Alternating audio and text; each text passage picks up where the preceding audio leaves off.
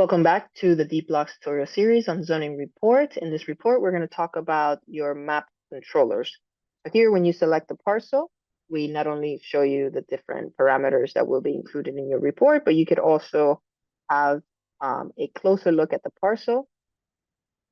For example, let's say we're interested in the one next to it instead, we're able to turn on and off the parcel so that we can see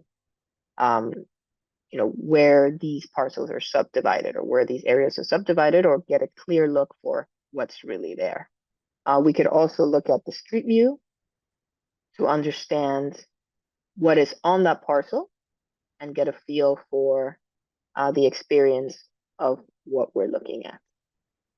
And we could also zoom in and out through the controllers in case you're having trouble with either a mouse or a trackpad. Other than that, this is where you put the address or the city of interest. It's pretty simple to navigate this product. Thank you again, and we'll continue to the next topic in the next tutorial.